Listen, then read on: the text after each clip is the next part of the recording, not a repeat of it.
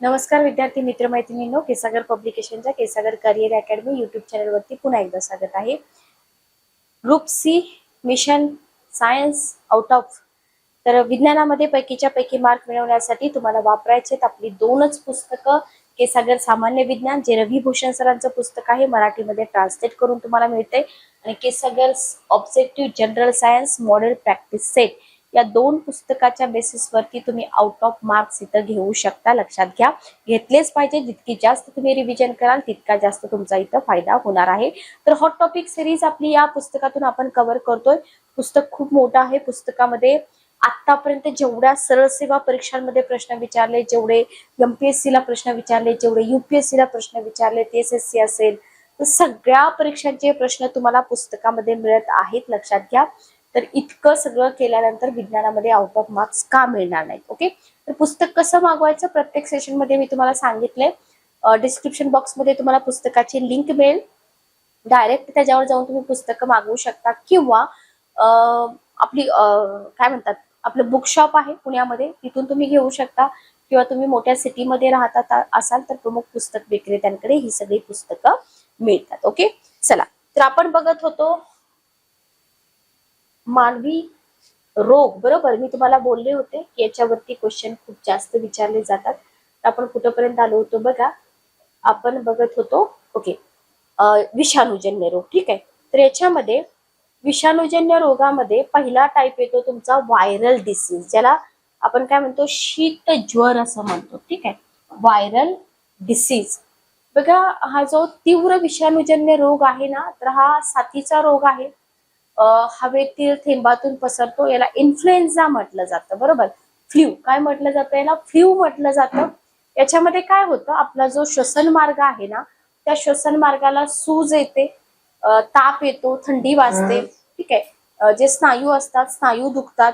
तर प्रमुख लक्षणं तुम्हाला व्हायरल डिसीज मध्ये विषाणूजन्य रोगाची जी लक्षणं आहेत ना, ती लक्षणं विचारली जातात.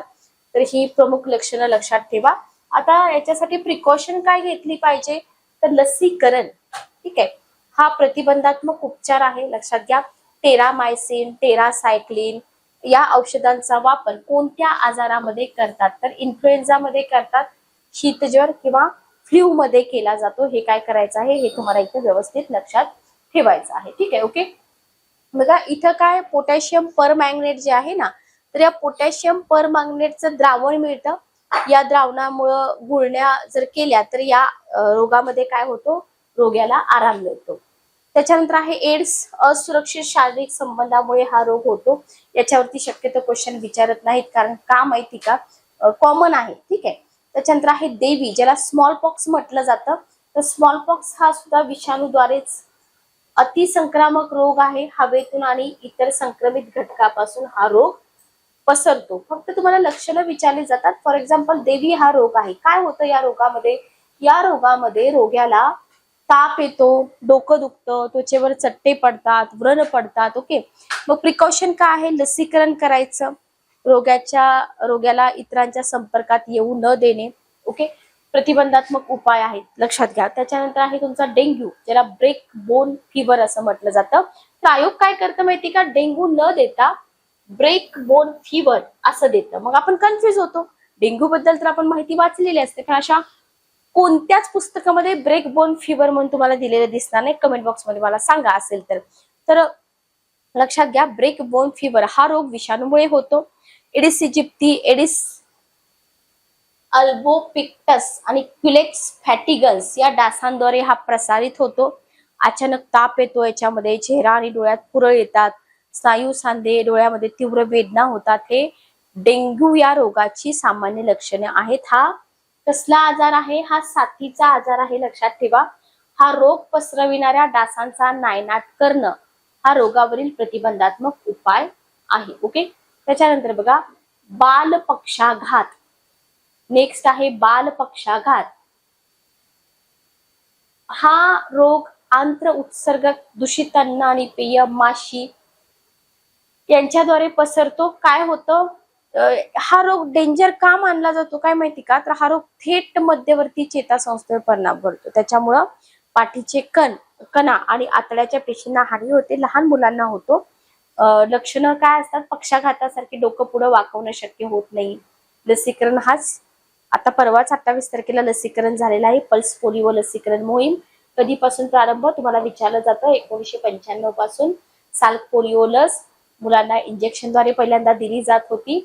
जोनास एडवर्ड साल्क यांनी याचा शोध लावला. किती मोठं काम केलं बघा यांनी. अल्बर्ट ब्रूस सॅबिन यांनी काय केलं? 1957 मध्ये पोलिओच्या तोंडाद्वारे घ्यायच्या लसीचा शोध राहिला. त्याला ओरल पोलिओ वॅक्सिन किंवा सेबिन वॅक्सिन म्हणतात. भारतासहित दक्षिण पूर्व आशियातील देशांना मार्च 2014 मध्ये जागतिक आरोग्य संघटनेकडून म्हणजे WHO कडून WHO पोलिओ मुक्त देश म्हणून प्रमाणपत्र मिळालेलं आहे. कधी? 2014 मध्ये. लक्षात ठेवा. Okay, clear? चला, इथपर्यंत क्लिअर आहे का बघा? काही अडचण असेल तर मला विचार. नेक्स्ट बघा, आता हे कोविडचं आपण नंतर बघूया, अगोदर हे बघूया. रेबीज. तुम्ही खूप सारे व्हिडिओज पाहिले असतील, सध्या फार व्हिडिओज येतात बरोबर. हायड्रोफोबिया, जलद्वेष. रेबीजलाच मराठीमध्ये जलद्वेष म्हटलं जातं. हा रोग पिसाळलेले प्राणी, स्पेशली पिसाळलेला कुत्रा, लांडगा, कोल्हा चावल्याने होतो, जो थेट मानवाच्या मध्यवर्ती चेतासंस्थेवर परिणाम करतो. तीव्र डोकेदुखी, तीव्रता, पक्षाघात, आकडी येणे लक्षणं आहेत. काही वेळेस रोगी कुत्र्यासारखा भुंकू लागतो. काय? लसीकरण. ठीक आहे. लुईस पाश्चर यांनी या लसीचा शोध लावला होता. अँटी बायोटिक इंजेक्शन याच्या उपचारात वापरतात. कुत्रा चावल्यामुळे झालेली जखम रोज शुद्ध कार्बोनिक आम्ल किंवा नायट्रिक आम्लाने स्वच्छ धुवावी. त्याच्यानंतर आहे कावीळ, जॉन्डिस. मूलतः विषाणूजन्य रोग आहे. यकृतामध्ये अतिरिक्त पित्त वर्णकांमुळे बाईल पिगमेंटेशनमुळे कावीळ होते. लक्षात घ्या. रोगाची लघवी पिवळी होते आणि रक्तातील पित्त वाढतं. ओके, रक्तामधलं पित्त वाढतं. लक्षात घ्या. त्याच्यानंतर आहे चिकन पॉक्स, ज्याला कांजण्या म्हटलं जातं. हा रोग संक्रमित व्यक्तीचा संपर्क, कपडे किंवा इतर घटक यांद्वारे प्रसारित होतो. रोगाची लागण झाल्यावर 14 दिवसानंतर दिसतो बरोबर. डोकेदुखी, छातीवर, पाठीवर, चेहरा इत्यादी ठिकाणी पुरळ येणं ही सामान्य लक्षणं या कांजण्या या रोगाची आहेत. कोरोना, भयानक काळ, corona virus disease, SARS CoV-2 या विषाणूमुळे होतो. काय काय होत होतं तुमच्या लक्षात असेल? ताप, थकवा, कोरडा खोकला, अंगदुखी, भूक कमी होणे, चव न लागणे, श्वास घेण्याचा त्रास, हृदयविकाराचा त्रास यांच्यामध्ये हा आजार जास्त दिसून आला. घातक होता बरोबर. संसर्गजन्य होता, शिंकण्यातून किंवा बोलण्यातून. तर मास्क वापरणे, निर्जंतुक करणे, वारंवार हात आपण धुत होतो, आठवते का बघा.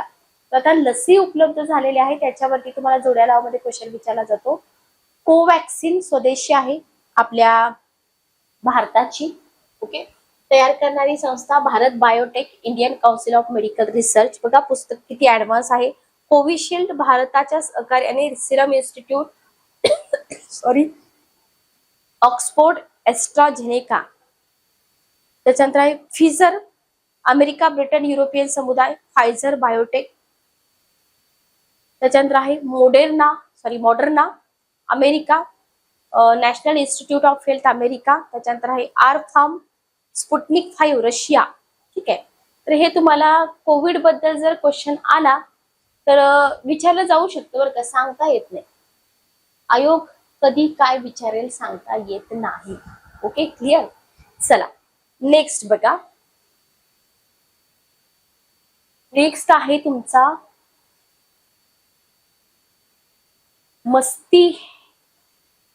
मस्तिष्कावरण शोथ, मेनिंजायटिस म्हणतात. बहुतेक याच्यावरती क्वेश्चन आलेला आहे, लक्षात घ्या. मेनिंजायटिस. तर मस्तिष्क पुच्छ, मेडुला ऑब्लॉंगेटा आणि ब्रेन याच्यावर स्थित जे पटल असतं ना, तर या सेरेब्रोस्पायनल फ्लुइड द्वारे प्रसारित होतो. ऑब्विसली मेंदूवरतीच परिणाम करतो. लक्षात घ्या. अति ताप येतो, डोकं दुखतं, पाठ दुखते, पोट दुखतं, ही सामान्य लक्षणं तुम्हाला मेनिंजायटिसची दिसून येतील. ठीक आहे. त्याच्यानंतर आहे व्हायरल इन्सेफलायटिस, विषाणूजन्य मेंदूचा दाह. हा रोग मात्र डासांद्वारे पसरतो. याच्यामध्ये विषाणूचा अधिशयन काळ इन्क्युबेशन पिरियड 5 ते 25 दिवसाचा असतो. अचानक ताप येतो, डोकं दुखतं, उलट्या होतात, अंग दुखतं, गुंगी, मानेचा ताठरपणा, मानसिक गोंधळ, पॅरालिसिस ही या व्हायरल इन्सेफलायटिसची लक्षणं आहेत. त्याच्यानंतर आहे गालगुंड, गलगुंड किंवा गालफुगी, मम्स म्हटलं जातं याला. तर हा विषाणूमुळे होतो. पॅरामॅक्सिको व्हायरस लक्षात ठेवा, लाळेद्वारे, संक्रमित लाळेद्वारे होतो. याच्यामध्ये काय होतं, सलायव्हरी ग्लँड जे असते ना, तर त्या सलायव्हरी ग्लँड वरतीच परिणाम होतो. ताप येणं, ग्रंथी किंवा प्रभावित अवयवाला सूज येणं, त्याच्यानंतर कर्णपूर्व ग्रंथीला सूज येणं, तोंड उघडल्यावर तीव्र वेदना होणं, ही याची सामान्य लक्षणं आहेत. कशाचं, गालफुगीची. ओके. याच्यामध्ये विषाणूचा आदिशयन काळ हा 15 ते 20 दिवसांचा असतो. ठीक आहे. त्याच्यानंतर मिझल्स, ज्याला गोवर म्हणतो आपण, हा रोग मॉर्बिली विषाणूमुळे होतो. Very very important. कोणत्या विषाणूमुळे होतो तुम्हाला विचारलं जाऊ शकतं. अत्यंत संक्रमणकारी रोग आहे. प्रामुख्याने लहान मुलांमध्ये उद्भवतो. याच्यामध्ये ताप, श्वसनश्लेम, पटलाला जळजळ, दाह, प्रकाशाबाबत संवेदनशीलता, भूक कमी होणं, उलट्या, त्वचेवर पुरळ ही सामान्य लक्षणे तुम्हाला गोवरची दिसून येतात. याचा प्रतिबंधात्मक उपाय आहे गॅमा ग्लोब्युलिनची लस. व्हेरी व्हेरी इम्पॉर्टंट, गॅमा ग्लोब्युलिनची लस. ठीक आहे. तसेच पूर्ण विश्रांती घेणं, हलका आहार, उकळलेलं पाणी इत्यादीनं रोग्याला काय होतं, इथं आराम वाटतो. लक्षात घ्या. त्याच्यानंतर आहे हिपॅटायटिस. नेक्स्ट आहे हिपॅटायटिस. तर बघा, हिपॅटायटिस हा यकृताचा संक्रमणशील रोग आहे. यकृताचा संक्रमणशील रोग आहे. हा सामान्यतः काविळीच्या प्राथमिक लक्षणाद्वारे ओळखला जातो. हिपॅटायटिस काविळीच्या प्राथमिक लक्षणांद्वारे ओळखला जातो. हिपॅटायटिसची 2 प्रमुख प्रकार आहेत. 2 भिन्न विषाणूद्वारे यकृत संक्रमित होतं.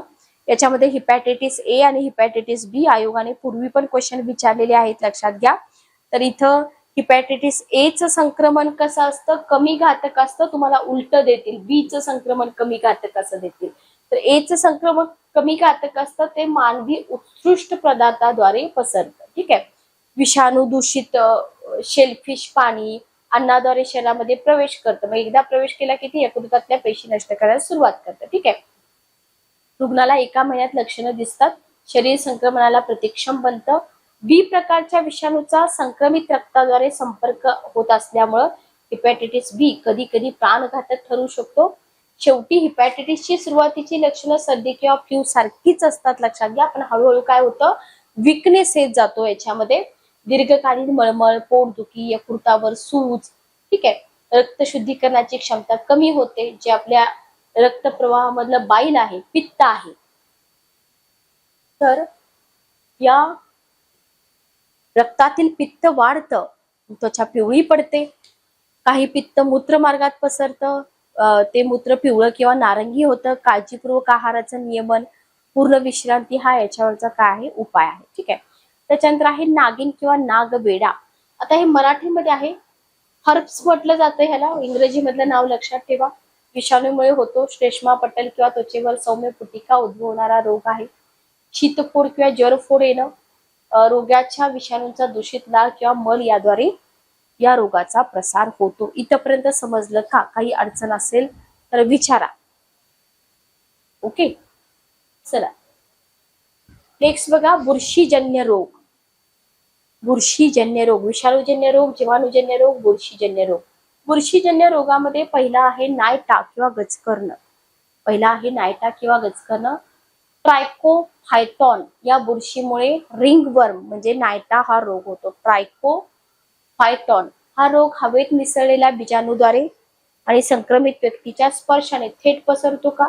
पसरतो. तुम्हाला ट्रायकोफायटॉन नाव लक्षात ठेवायचंय. त्वचेवर सूज येणं, टाळूचा दाह होतो, जांघेवरील त्वचा मृदू होते. ओके.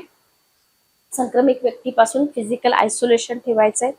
हाच या रोगाचा प्रतिबंधात्मक उपाय आहे. ओके. नेक्स्ट आहे ऍथलीट्स फूट.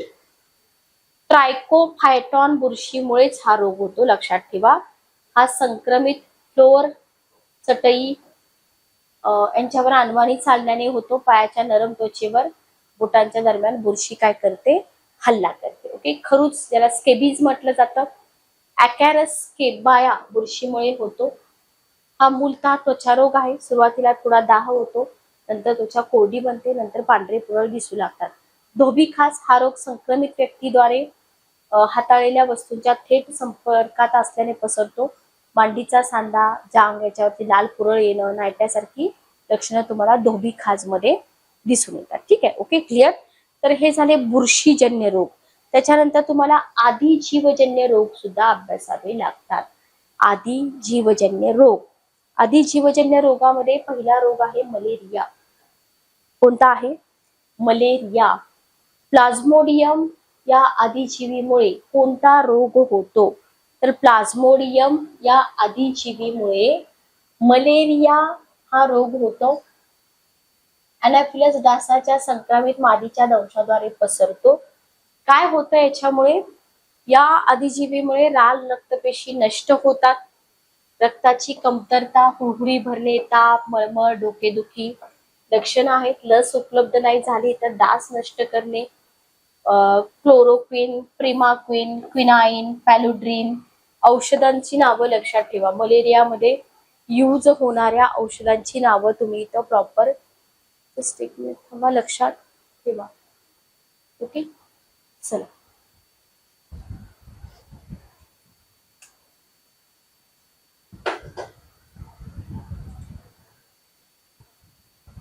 नेक्स्ट आहे काळा आजार, लेशमानिया डोनोव्हॅनी. याच्यावरती पाठीमागच्या एक्झाम मध्ये क्वेश्चन होता.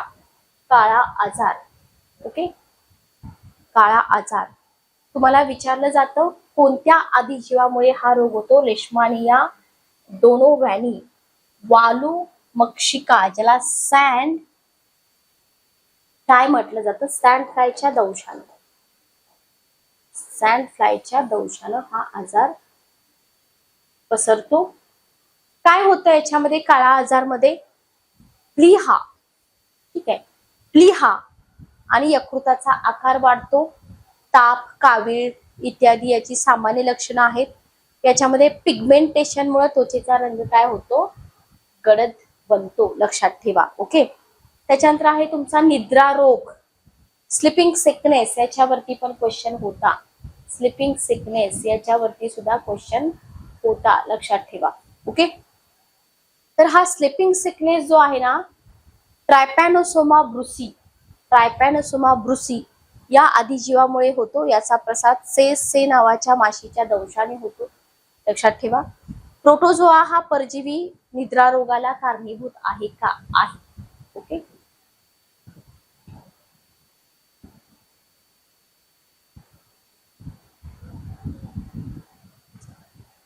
तर बघा याच्यामध्ये तुम्हाला से माशीवरती क्वेश्चन आलेला आहे. ताप, तीव्र डोकेदुखी, त्याच्यानंतर ग्रंथींची वाढ, पाठीवर आणि छातीवर पुरळ येणे, सांधे दुखणे, पापण्या, हात, गुडघे सुजणे, भूक कमी होणे, सुस्ती येणे, मानसिक त्रास ही निद्रा रोगाची लक्षणं आहेत. Okay, clear.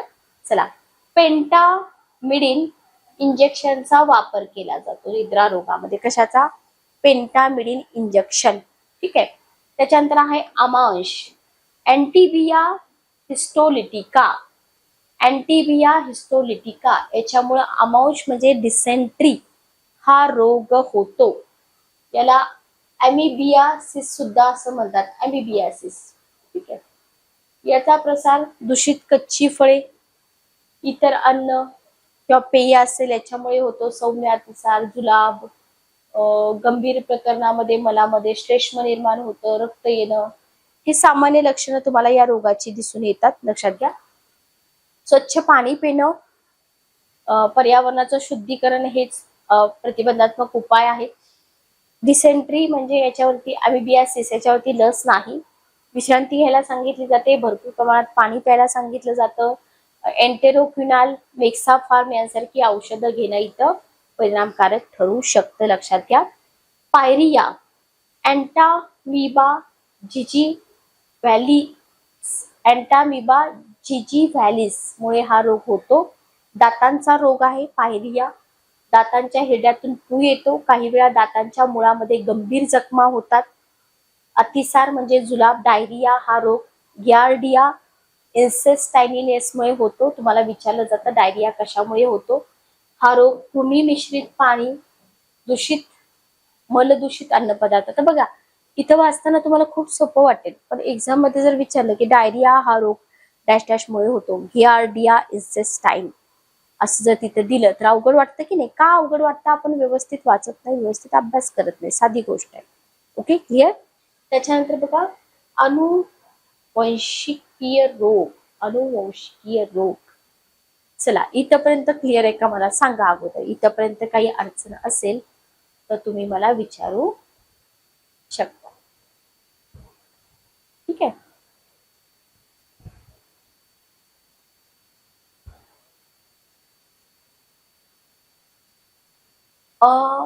हिमोफिलिया अनुवंशिकीय रोग आहे. हिमोफिलिया हा लक्षात घ्या. हिमोफिलिया हा रक्ताचा अनुवंशिक रोग असून फक्त पुरुषांमध्ये आढळतो. क्वेश्चन करा. फक्त पुरुषांमध्ये. स्त्रिया फक्त वाहक असतात. अतिरिक्त रक्तस्राव होतो. लक्षात घ्या. लिंग गुणसूत्राशी संबंधित आहे हिमोफिलिया. मेंडेलियन अप्रभावी गुणधर्म संक्रित पुरुषांद्वारे असंक्रमित किंवा सौम्यपणे संक्रमित मुलींपासून परत नातवामध्ये ग्रँडसन मध्ये येतो. अनुवंशिक आहे बरं का. रक्त 2-5 मिनिटांमध्ये गोठतं, परंतु आधी रक्तस्राव संक्रमित व्यक्तीमध्ये इथं कमतरतेमुळे रक्त गोठण्यास जास्त कालावधी लागतो. व्यक्ती लवकर आणि उपचाराअभावी मरू शकतो. ठीक आहे. त्याच्यानंतर आहे कलर ब्लाइंडनेस. लिंग ग्रंथीत विकार आहे. एका पिढीकडून दुसऱ्या पिढीकडे पसरतो. प्रामुख्याने पुरुषांमध्येच आढळतो कलर ब्लाइंडनेस.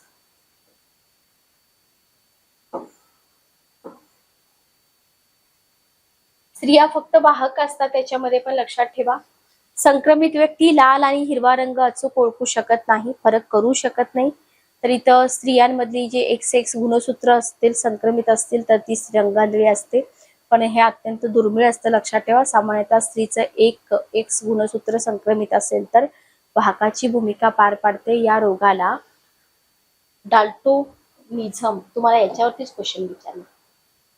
रंग आंधळेपणालाच डाल्टोनिझम म्हणतात का, किंवा डाल्टोनिझम म्हणजे काय. ओके. त्याच्यानंतर आहे डाऊन सिंड्रोम.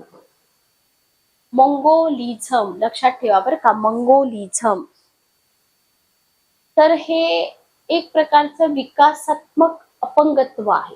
डाऊन सिंड्रोम याला मंगोलिझम म्हणतात. अपंगत्व आहे. डोळ्यांच्या स्वरूपावरून याला मंगोलिझम म्हणतात. अर्धसूत्री पेशी विभाजनाच्या अनियमिततेमुळे कोणता रोग होतो? अर्धसूत्री बघा. अर्धसूत्री पेशी विभाजनाच्या अनियमिततेमुळे हा रोग होतो. हा विकार एका अतिरिक्त गुणसूत्रामुळे होतो. अशा व्यक्तीमध्ये 46 गुणसूत्र ऐवजी 47 गुणसूत्र असतात. जन्मलेलं मूल असामान्य किंवा मंदबुद्धी असते. बदामाच्या आकाराचे डोळे, गोलाकार कवटीसह मागचा भाग सपाट, दुभंगलेली जीभ, दुभंगलेलं ओठ, लहान नाक, कोरडी आणि रुक्ष त्वचा, असामान्य उंची. डाऊन सिंड्रोमच्या बालकाची ही लक्षणं असतात. लक्षात घ्या. खूप डेंजर आहे हे सगळं. तर हे गुणसूत्र, एक गुणसूत्र वाढलं तर काय होतं बघा. कृमी किंवा जंत याच्यामुळे होणारे रोग. फिलेरिया हा रोग फिलेरियल जंताने संक्रमित डासांच्या दंशातून पसरतो. ठीक आहे. हत्ती रोग विचारलाय क्वेश्चन. हेट्राझेन औषध. आता फक्त औषधाचं नाव लक्षात ठेवा. हेट्राझेन या औषधाचा उपयोग. त्याच्यानंतर आहे चपटी कृमी. त्याच्यानंतर आहे चपटे कृमी. बघा जस्ट एक मिनिट थांबा. चपटे कृमी.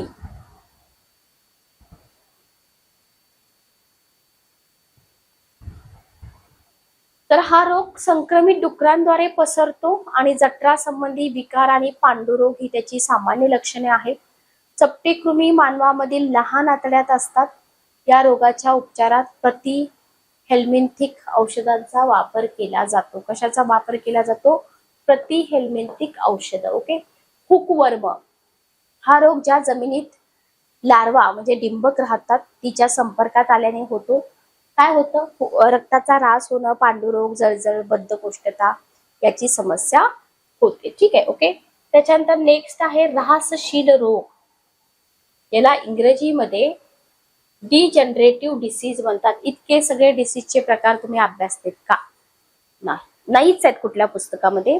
हे रोग मानवी शरीराच्या अवयवांची अकार्यक्षमता जी आहे ना त्याच्यामुळे होतात आणि ते विभिन्न प्रकारचे असू शकतात, ज्याच्यामध्ये हृदय विकाराचा झटका जो आहे तो हृदय, तर धमन्यात अडथळा होतो, हृदय बंद पडतं, मग इथं मृत्यू सुद्धा होतो. ऑक्सिजनयुक्त शुद्ध रक्त जे आहे ना पुरवठा करणाऱ्या ज्या धमन्या असतात त्या आकुंचन पावतात किंवा पूर्ण बंद होतात आणि मग हार्ट अटॅक येतो. रक्ताला हृदय स्नायूकडे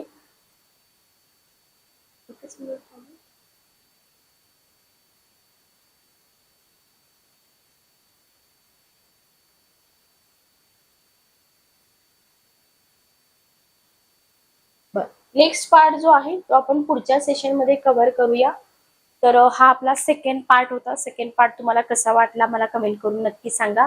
तर काही इम्पॉर्टंट टॉपिक मी पुस्तकामधून कव्हर करते, बाकीचे सगळे टॉपिक तुम्ही पुस्तक परचेस करून नक्की कव्हर करा. भेटूया नेक्स्ट सेशन मध्ये. Good day, take care.